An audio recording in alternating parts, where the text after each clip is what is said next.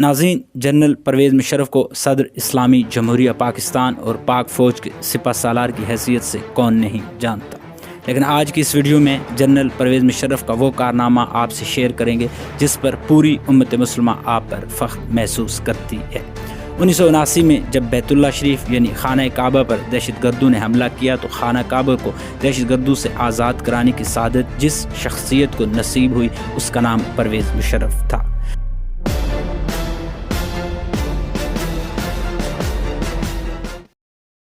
बीस नवंबर 1979 बरोज़ मंगल इस्लामी साल के पहले महीने मुहर्रम की पहली तारीख थी। खाना काबा में नमाज फ़जर अदा की जा रही थी। इमाम साहब ने अभी सलाम फेरा ही था कि कुछ हमला आवरों ने इनको घेरे में ले लिया और लाउड स्पीकर अपने कब्ज़े में ले लिया। उस वक्त हरम शरीफ में हज़ारों नमाजी मौजूद थे। हरम शरीफ के इन हमला आवरों का सरगना 27 साला मोहम्मद बिन अब्दुल्ला अल कहतानी था। उसने 4 साल तक मक्का यूनिवर्सिटी में इस्लामी कानून की तालीम हासिल कर रखी थी। उसने लाउड स्पीकर पर ऐलान किया कि वो इस सदी का इमाम मेहदी है, मेरे हाथ पर सब लोग बैत करें।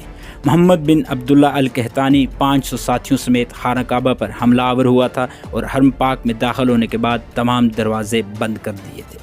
हज़ारों नमाजियों को यरगमाल बना दिया। इस गुमराह कुन टोले ने मकाम इब्राहीम अलैहिस्सलाम के करीब जाकर असलहे के ज़ोर पर दहशत फैलाना शुरू कर दी। ज़बरदस्ती लोगों से बैत लेना शुरू कर दी। कई सदियों बाद ये पहला मौका था जब खाना काबा आम इंसानों के लिए बंद कर दिया गया था। सऊदी हुकूमत ने इन हमलावरों से निपटने के लिए अपनी फ़ौज भेजी जो बुरी तरह नाकाम रही। सऊदी कमांडोज हरम पाक में दाखिल तक ना हो सके। यह खबर जंगल में आग की तरह पूरी दुनिया में फैल गई कि खाना काबा पर दहशतगर्दों ने कब्ज़ा कर लिया है। यह सुनकर मुस्लिम उम्मा में गम और गुस्से की लहर दौड़ गई। उस वक्त खाना काबा को नुकसान पहुंचाए बगैर दहशतगर्दों का खात्मा मुमकिन नहीं था, क्योंकि सऊदी फ़ौज ऐसी महारत नहीं रखती थी।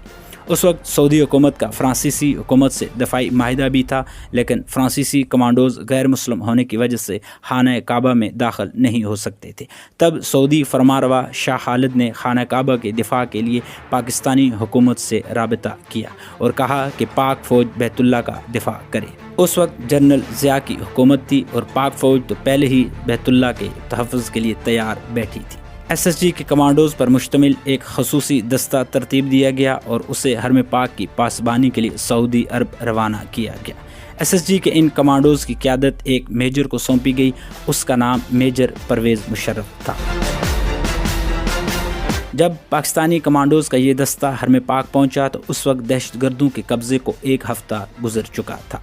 पाक फ़ौज के कमांडोज का ये ट्रेडमार्क है कि ये अपने दुश्मन पर इतनी तेज़ी से वार करते हैं कि उन्हें संभलने का मौका तक नहीं देते। यहाँ पर मामला कुछ मुख्तलिफ था, क्योंकि बात खाना काबा की हुर्मत की थी। मेजर परवेज़ मुशर्रफ की क़यादत में SSG के कमांडोज ने हरम पाक का कैमरों की मदद से जायज़ा लिया।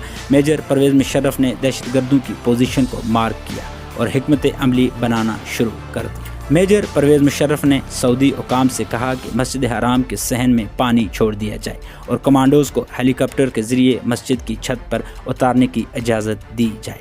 इजाज़त मिलने के बाद SSG के कमांडोज का असल एक्शन शुरू हुआ।